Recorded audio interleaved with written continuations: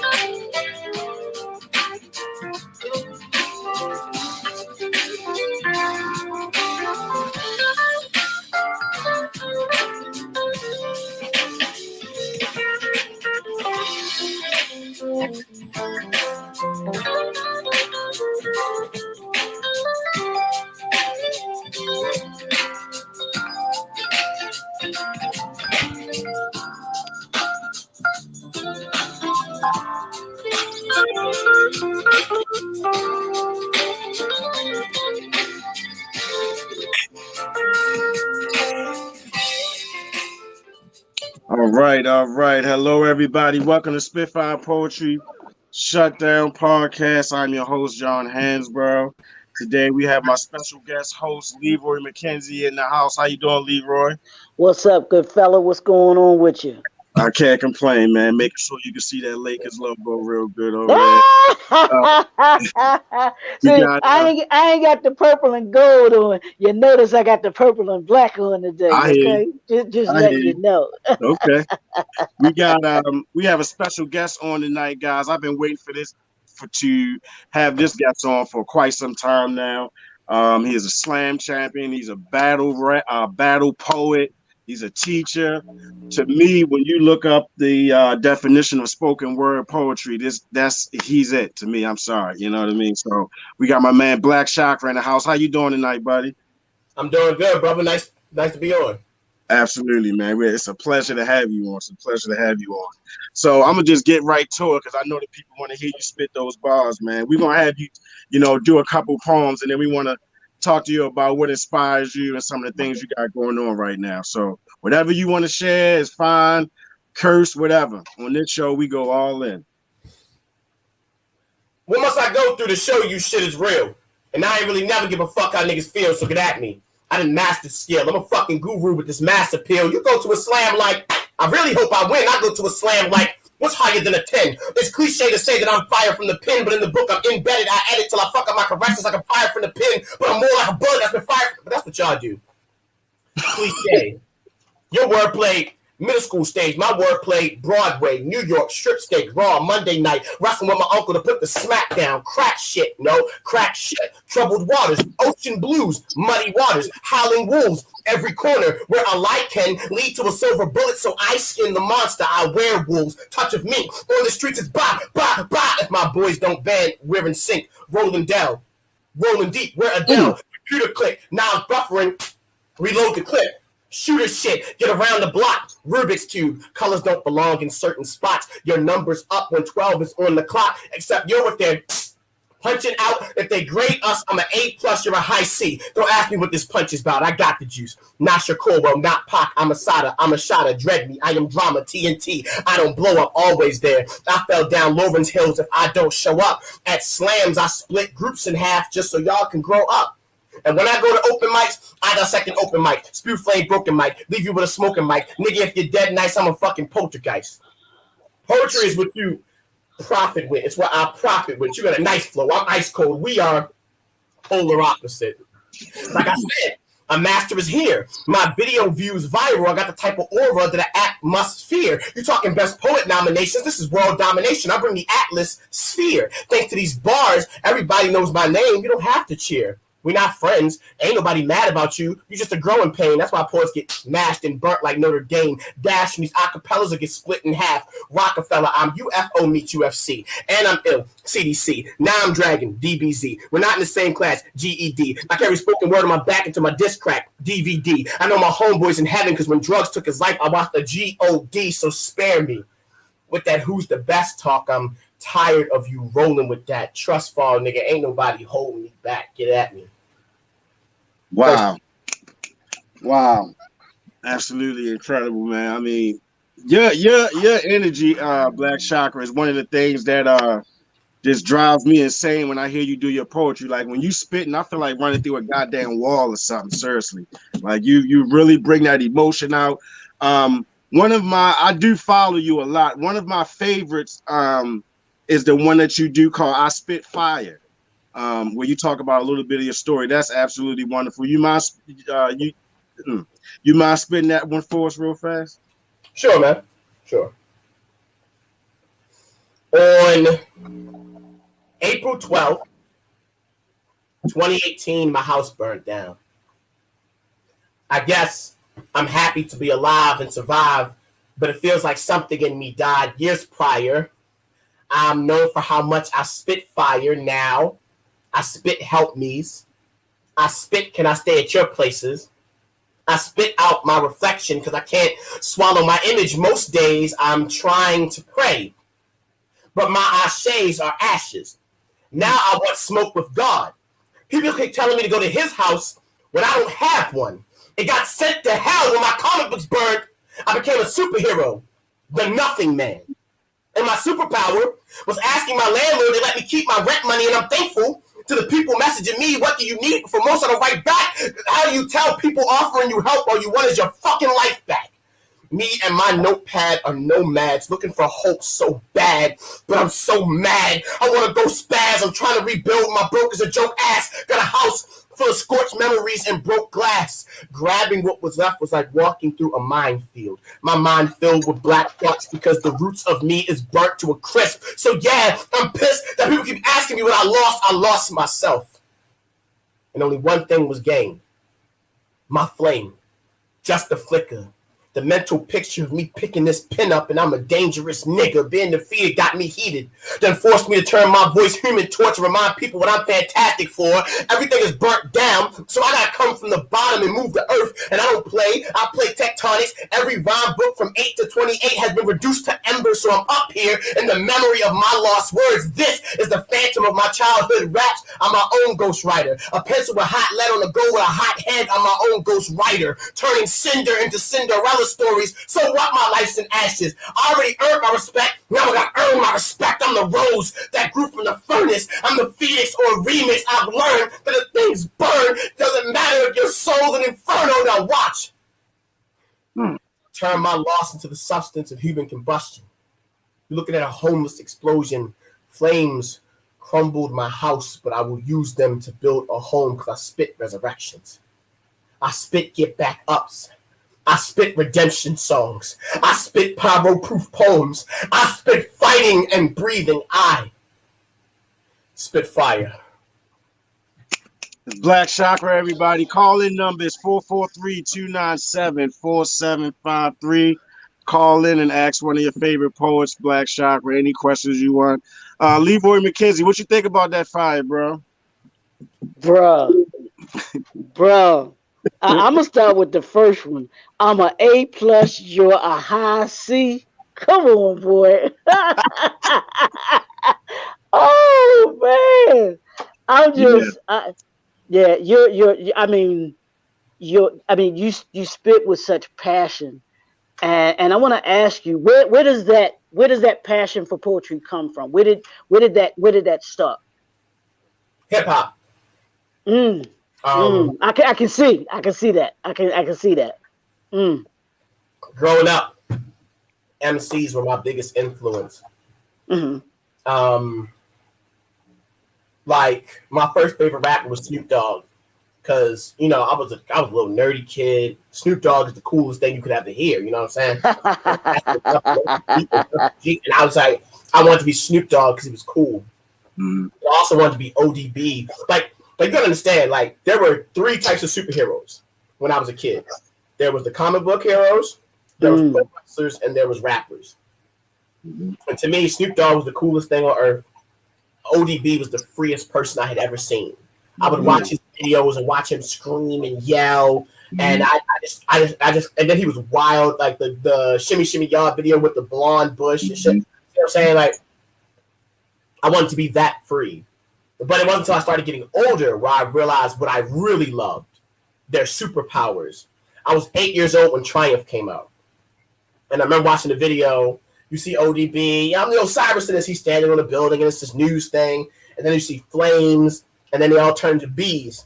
And then Inspector Deck is standing there. I bomb atomically. Socrates' philosophies and hypotheses can't define how I be dropping these mockeries. Lyrically performed on robbery. Flee with the lottery. Possibly they spotted me. Battle scar, shogun. Explosion when my pen hits. Tremendous. Ultraviolet shine, blind forensics. I expect fuel through the future see millennium. Killer breeze soul. 50 gold, 60 platinum. Shackling the masses with drastic rap tactic.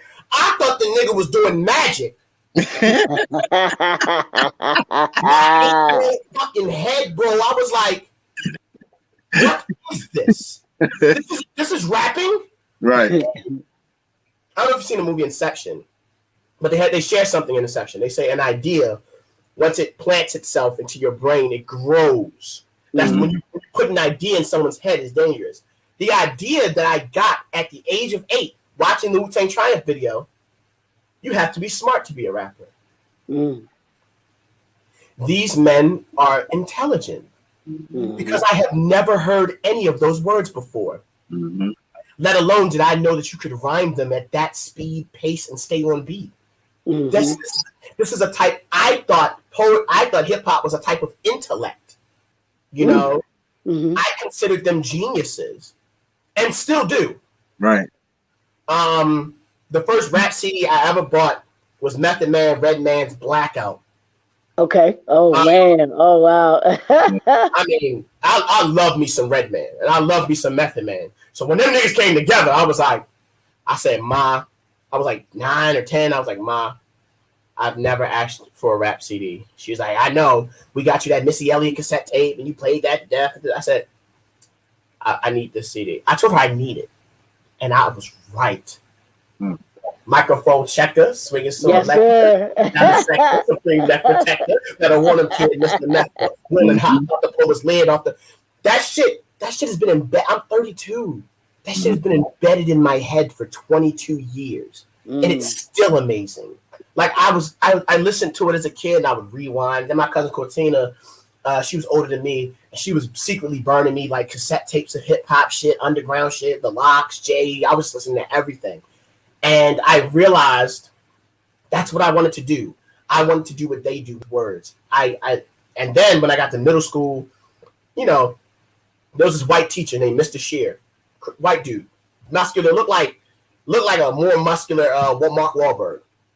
And he's really into hip hop, crazy ass white dude into hip hop. And for some reason, where every other teacher be like, "Oh, you don't take that shit seriously," he said, "Hey man, I heard you freestyle in the back of the class. You really want to take this?" Was 6th grade. He's like, "You take this hip hop shit seriously?" I'm like, "Yeah, I do."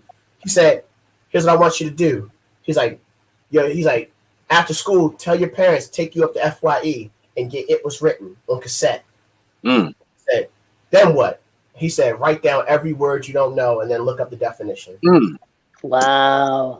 Wow. And I got it. And so this is me in my room listening to It Was Written, like as a child. So I don't grasp half the shit he's saying. Right. I ended up writing over 40 words on my paper.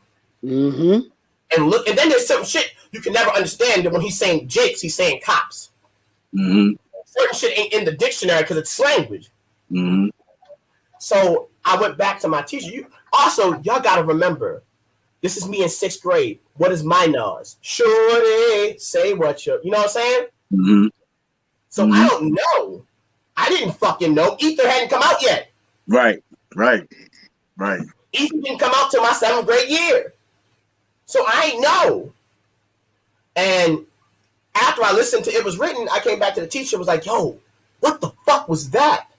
He was like, what I wanted you to learn But if you're gonna do this shit, these guys, their vocabulary, their understanding of words and terminology, and he's like, that's the shit you gotta master. So where my passion comes from, what you're hearing, is like my respect for hip hop.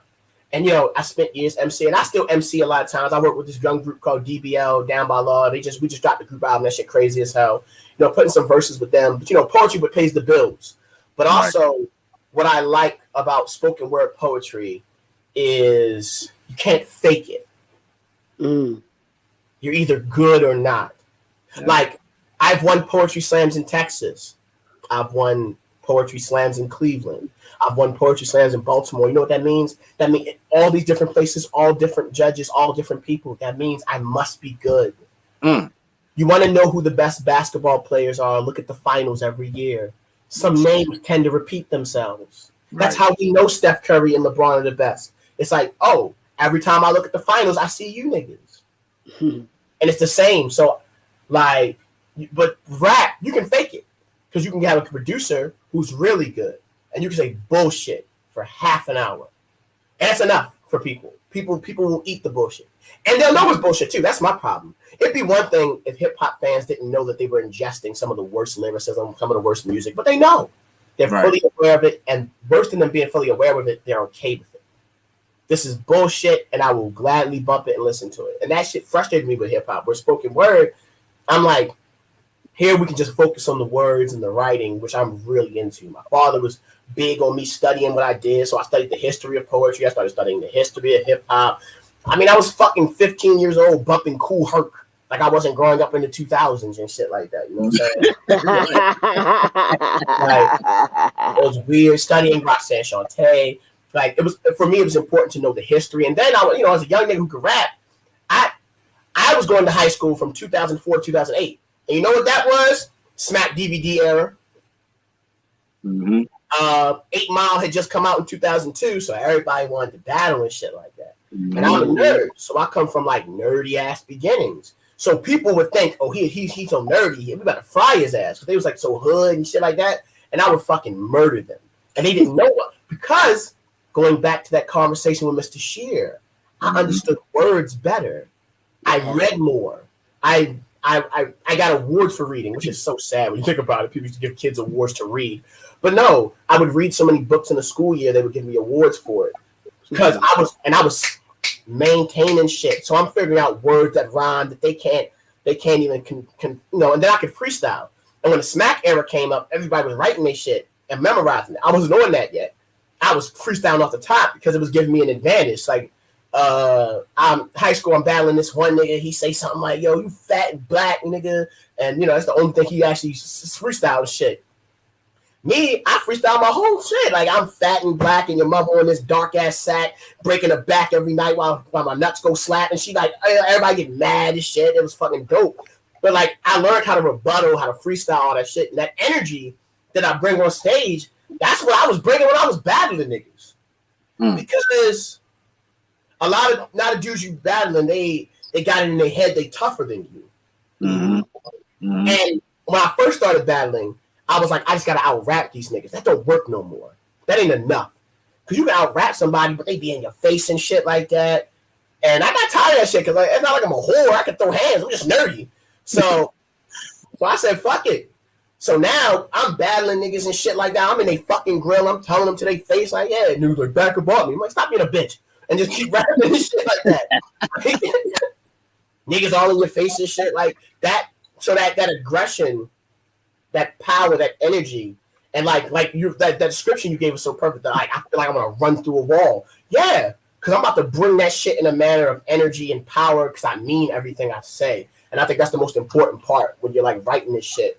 These niggas be out here faking the funk. I don't write shit that I don't mean. When I say all that lyrical shit, when I say I'm a A+, you're a high C. I mean it. I'm really talking to some whack-ass poet or lyricist. Really can't. As a matter of fact, the reason that poem got written, these brothers online, during COVID, the online poetry community just grew because everybody's got a fucking open mic online now. You know what I'm saying? Right. And these dudes online, they started this challenge called I Punch Like. They, all the super lyrical poets and shit like that, all my sons and shit. They started this thing called I Punch Like, and they all get lyrical with the I Punch Like. And I'm like, oh, they think this is lyrical. Mm-hmm. In the beginning, when I said fire from the pen, but I'm more like a bullet that was fired from the. Because that's what they'll do. They'll be like, yeah, you soda, but soda. So what? Oh, up. Like, nigga, you're not being that lyrical. You're doing the los. You're going to say a word. You're going to find a different way to make it mean something. Right. If I shoot at his shirt, that's a bounty. Got a money on his head, that's a bounty. Now they got to clean him up with bounty. It's like, yeah, it's clever, but it's not really that lyrical. Where my shit is like, your middle school stage, mine New Broadway. Mm-hmm. So that's a bigger stage. New York, which is where Broadway is. Strip steak. I talk about the strip where Broadway is strip, and I get a steak, and then it's Raw. Monday nights, like Monday Night Raw, wrestling with my uncle to put the smack down, which is real story. Really had to fight my uncle on crack once. Crack shit, no, crack ship, troubled waters, ocean blues, muddy waters, howling wolf, was a blues magician. Wow. Every corner where a lichen, which is another word for werewolf, lead to a silver bullet. So I skin the monster. I werewolves. Touch of mink on the streets is bye bye bye. If my boys don't band, we're in sing. Well, so for me, it's like, oh no, like y'all do like some no. The wordplay is going to be connected from here all the way to the end now, just to show people like it's a different level of life. Wow. And you can't do that in every poem. You can't do that in every poem because I would lose people. Right. I do follow you. So like I said, so you do. I noticed too on a couple of your pages, you do a lot of teaching too. You teach kids, right? Yes, sir. Now, what's that like teaching them poetry? Because I was listening to you talk to them one day, and I'm like, damn, if I was a young kid and this guy was teaching me this shit as a young kid, who knows? I mean, the knowledge and stuff that you give them, is so strong and imperative. It's crazy, and they just sitting there just soaking it up. Talk to us about what that feels like when you're doing that and you passing that on to them. It is the most accomplished I have ever felt. When you see someone, I have very much been through many experiences with students, and I, like you, I want that same thing when I was younger. I had a poetry teacher, Rebecca Dupas. She ran the poetry club when I was younger, but she was a very good poet. She taught us a lot about like how to present as poets, the writing technique and stuff like that. Not so much, because she was like, you don't already know how to write. Why are you even here?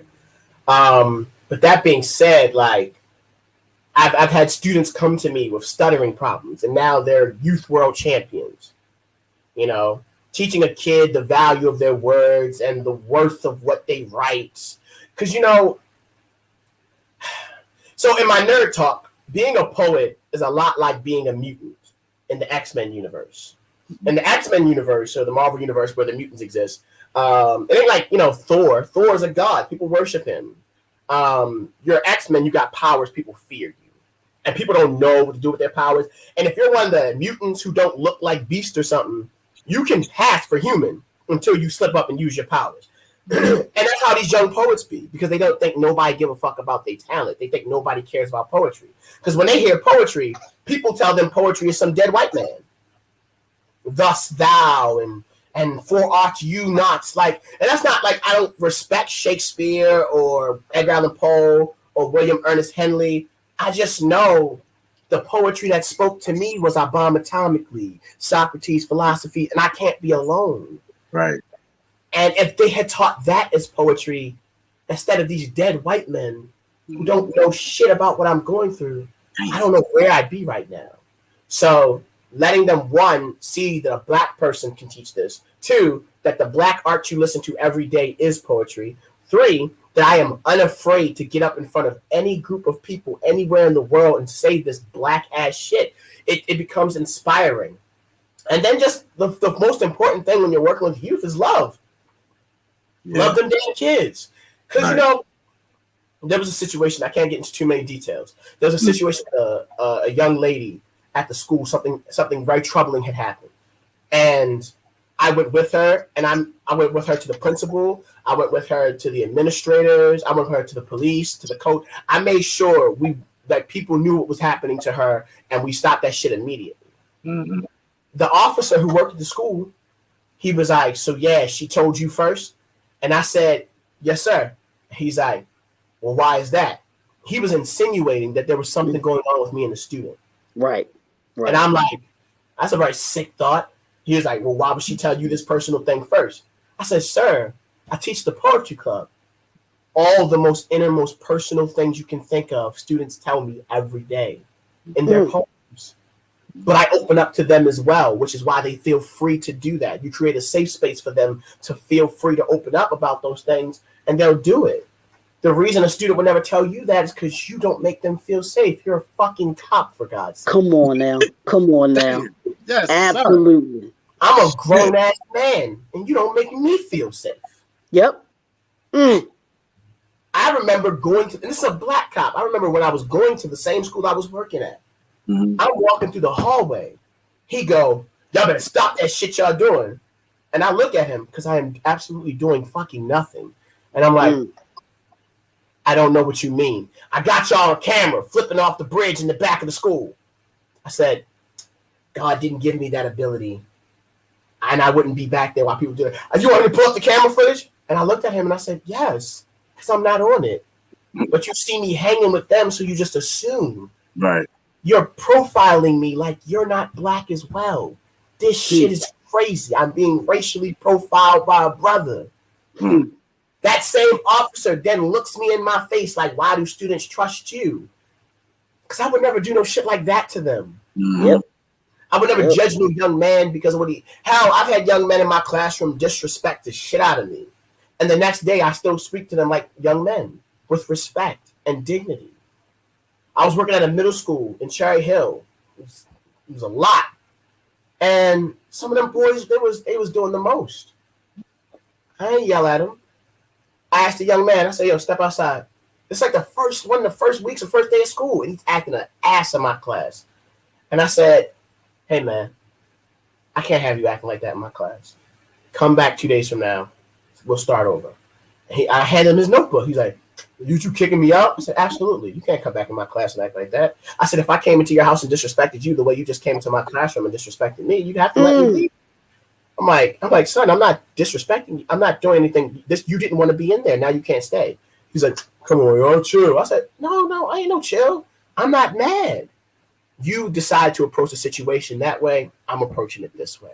See you later on this week. We'll start again. Wow. Shut the door, lock it.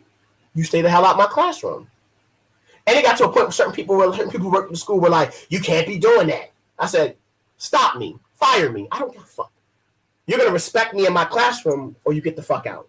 Yep. You get the fuck out. Absolutely. Wow. We're not, but that don't mean I got to be like, hey, get the fuck out. No, young man, come here. One day that same young man came up. He was in the classroom looking mad as shit. And I asked him, are you good? He's like, nah, yo. So step in the back, talk to me. It was about some girl and some shit like that. And I was talking to him about how young ladies be sometimes. Then, some week later, he throws lotion on some kid. Some real nerdy kid. I go over there and start wiping the kid back his neck off. He got lotion on his back his neck. He gonna go, see, that's that shit I be talking about. You would never do a shit like that for us. And I looked at him. I said, why are you lying like that? Didn't just last week when you had to ask me some personal shit, I was willing to talk to you and work with you? I said, I would do this for any of y'all. But you just happened to do this to him. Stop. What is wrong with you? Yeah. And it made him look foolish because they like, yeah, why are you doing that? The way I try to reciprocate respect, especially because like, yeah, okay, so you grew up in the city, so you got this going on, you got this going on. I'm not going to judge you. I'm not going to treat you lesser than. Even if you fuck up in my class, I'm not going to judge you or treat you lesser than. You're a young person. You're supposed to fuck up. I wanted people to understand that about me when I was younger, because I was fucking up too. But when that happens, that doesn't mean chastise and kick them out. No. Speak to them like men. You wouldn't just jump and yell at another man like that. I'm not about to jump and yell at you. But as a man, we have to, and because I had a classroom full of all boys, I told them, we are men. We must learn to respect each other as men and approach each other as men. There's ways we can have conversations, things about that other men can't. We're men. There's the way we go about things. I had one student in the class, and I saw him joking on me. He didn't know I could see him or hear him, but I'm not stupid. And at the end of class, he was him and some of his friends. And I said, so you were making jokes about me during class? And he was like, yeah. I said, are you man enough to say them to my face and then take it back when I start joking on you? Mm. Yeah.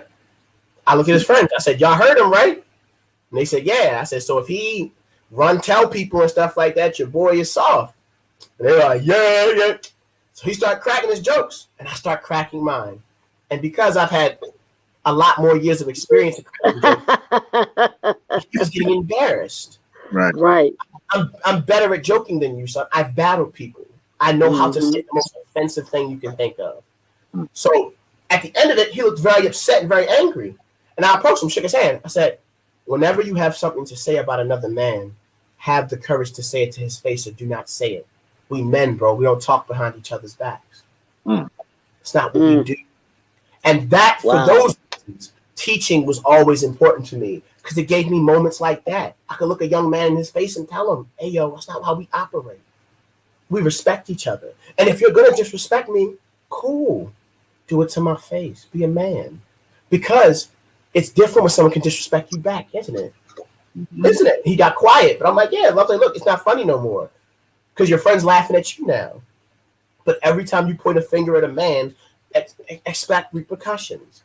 And teaching allowed me to give those lessons. And then when I teach poetry, teaching black students to say fuck the government is the most pleasing thing I have ever done in my life. It is the most pleasing thing I've ever done in my life. It has not always led to the best rapport. I've had principals speak to me and say, oh, this student wrote this poem about the government and revolution and da-da-da-da. And I'm in the office with the principal, the vice principal, the student, and his mother. So he's Spanish. So his mother is frightened. You know, they're not from this country. So she's frightened by the fact he's writing about these things. Because they don't know in America, we say, right. So I go, yeah, he's writing about all those things. And the principal goes, this is a principal now. This is a man with degrees who's been put in charge of a school. He looks me in my face. So shouldn't he be writing about what teenagers write about? And I said, what do teenagers write about? Because I know this man does not know shit about youth poetry. Because if he knew what youth poetry was, this is very common. I'm like, what do teenagers write about?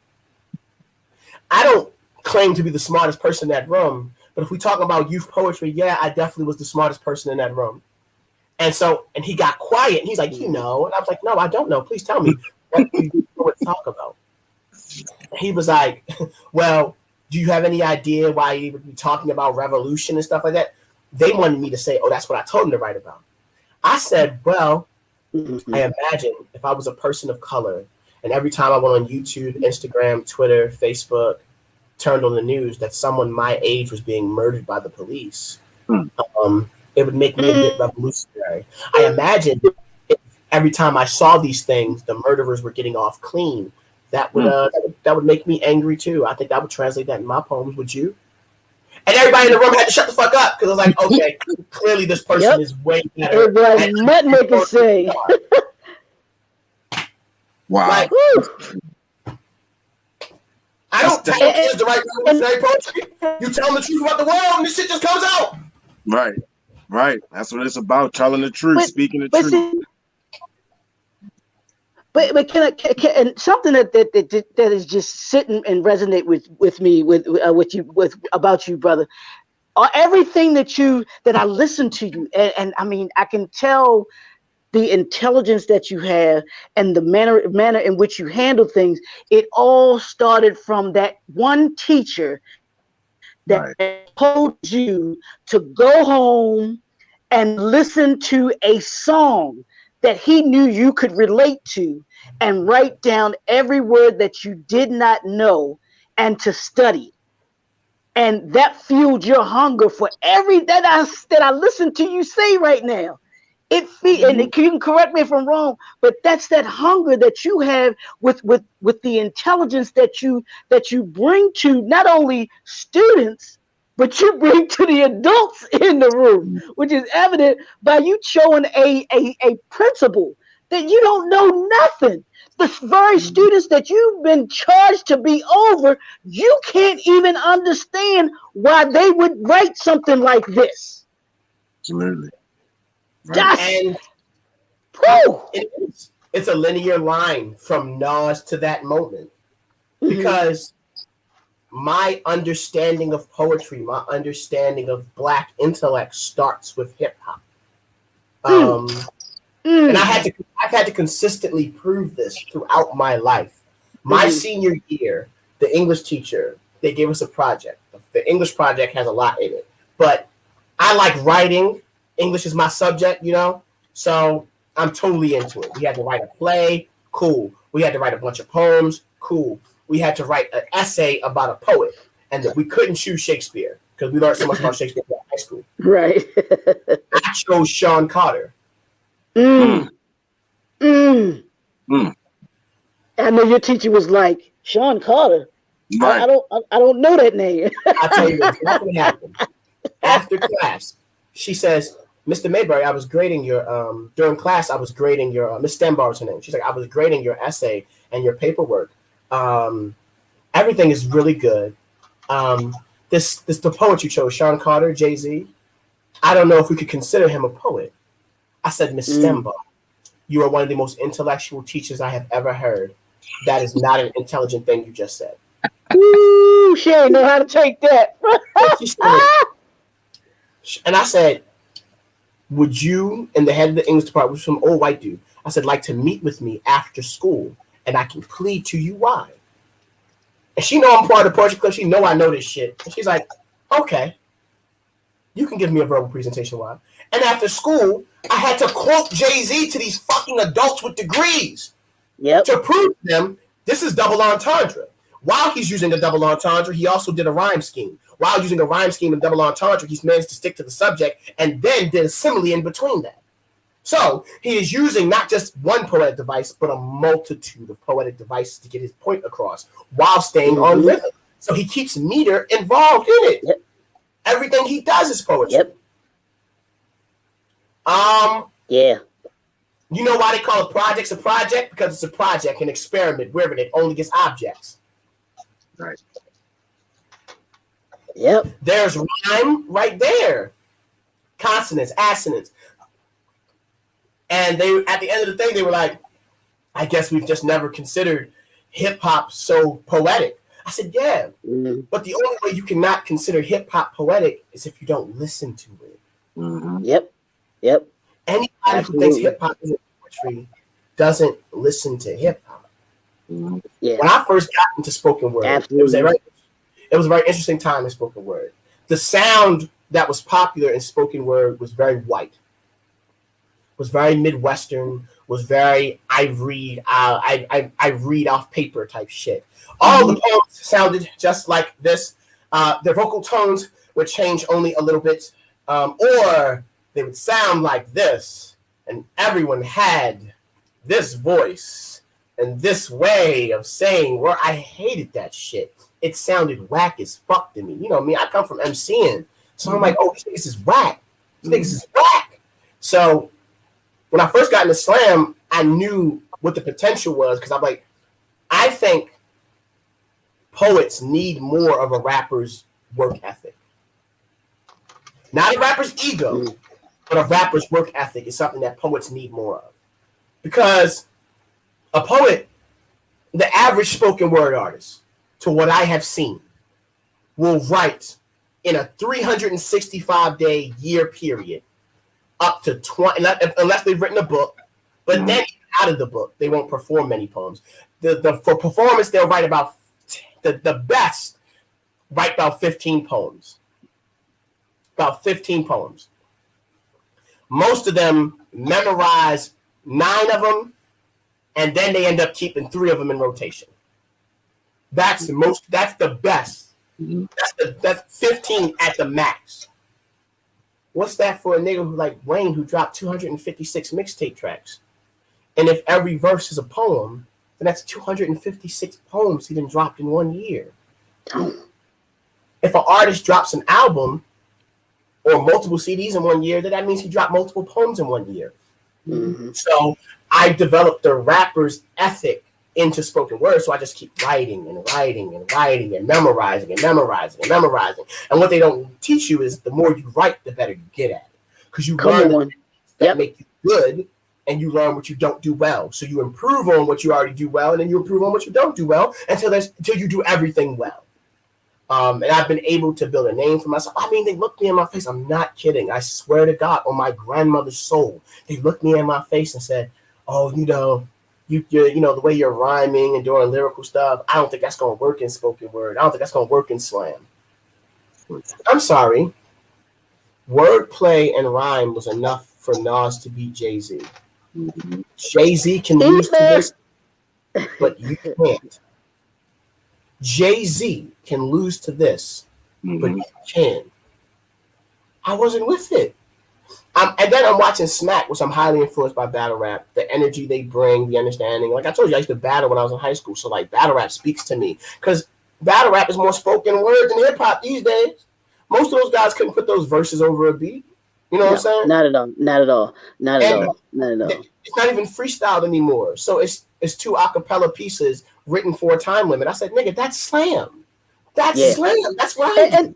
And that's the thing that I think that folks, whether it's teachers, the teachers that you approached and others, because if you listen to KRS-One, if you listen to a Tupac, if you listen to a Jill Scott, that is nothing but poetry. It's just put to music, like you said. It's just put to a beat. It's just put to a beat. Knowledge reigns supreme. Knowledge reigns supreme was said. And because what you speak, you will attract it. So control your subconscious magnet from bringing in havoc. That is the most poetic shit. That's what his song, The MC. When I heard that shit, I was like, what, 15, 16? That shit fucked my day up. Yeah, that's poetry. It's poetry. It really is. I mean, and it's just for somebody, like you said, for somebody to say that hip hop is not poetry is someone who does not listen to it. Exactly. They don't know. They don't know. They don't know it. They can't understand. They can't relate to it because it is, like you were saying, it's something that we relate to. We're not relating to some white dude, some dead white dude we read in a book. It's that everyday poet that we grew up with. The first time, and I don't know if either one of you remember this movie, Brown Sugar. When did you fall in love with? Did you love and fall in love with hip hop?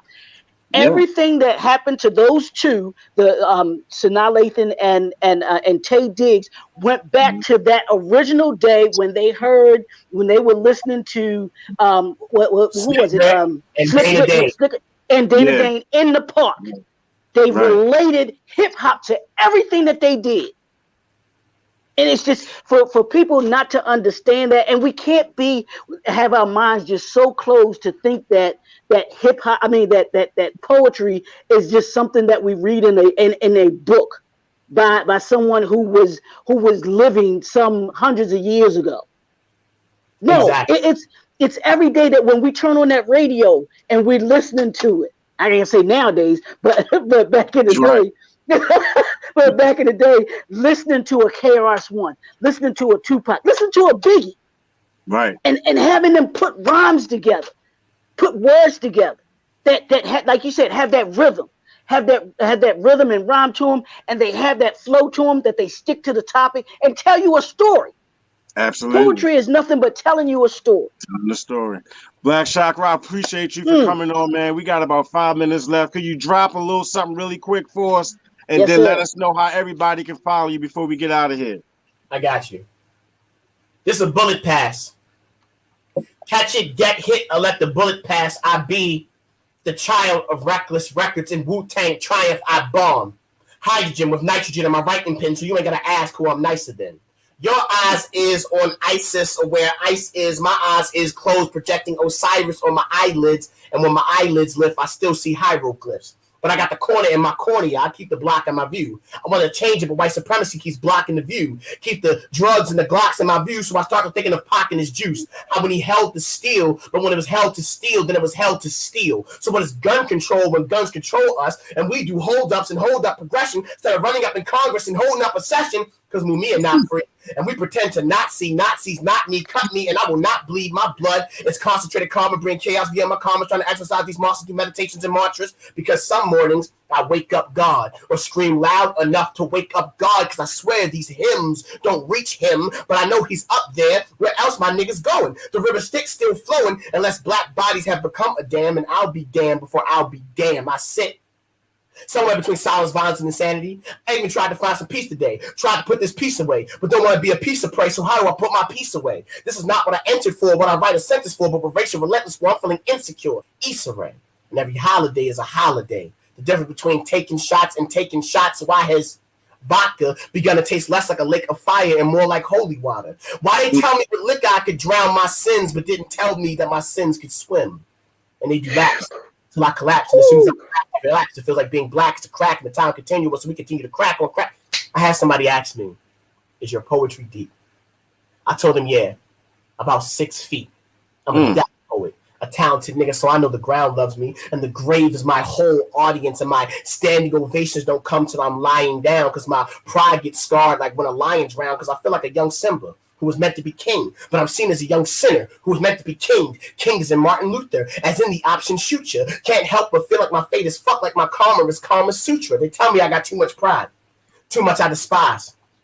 Not that I don't have drive, I just feel better with the super ride. How? When even the car doors are committing suicide. You ever seen a phantom in the phantom, the whip, the color of slit wrist, the ghost of Black Christmas controlling the fucking stick shift? How do I make my life better without a Beretta? I feel like I'm alone in this ring, boxing this white hate that Conor McGregor. So I wrote this poem with the hands of Mayweather. Hot thoughts come together. You can say they George Foreman. I keep the writing enticing. Nigga, that's ear biting. I'm surviving. I've been for years. It made me an animal. I made biblical moves instead of Emmanuel. I wrote Emmanuel. Now you'll never catch me sweating in the same dens that Daniel goes. Wrestle with the jungle cats. Truth be the gun I clap. Words like 100 gas. Them other cats use lies to muffle the truth. That's why it's mumble rap. From the bullshit, I'm unattached. Word, I use my words as a conduit to prove my God exists. I'm Neo Soul meets Neo Soul because I'm hard to hit. This is a bullet pass. Catch it, get hit, or let the bullet pass. I be the child of reckless records in Wu-Tang Triumph. I bomb hydrogen with nitrogen in my writing pen, so you ain't gotta ask who I'm nicer than. Thank you. I'm Black Chakra. You can follow me everywhere but home. I'm Black Chakra 88. I'm BLACK. CHAKRA 88 on Instagram and Twitter. You'll see my name at the bottom right there. Thank you. I appreciate you, Black Chakra. Be safe out here, man. Keep doing what you're doing. I love it, man. You are so needed in the Black community, man, because these young boys and young ladies have a good role model in you, man. I appreciate you a lot, brother. Thank you, brother. Thank y'all for having me. Absolutely, brother. Keep doing the great work that you're doing, man. Keep being the great influence that you are, bro. Wow. Thank you. Absolutely. Everybody have a good night. Thank you, Lee Boy, for filling in. Like I always say, to be blessed. I absolutely, bro. Like I say, to be blessed, you have to bless other people. All right. Lee Boy, I'll talk to you tomorrow after the Lakers get that next win, buddy. Y'all have a good night. Game 3, baby.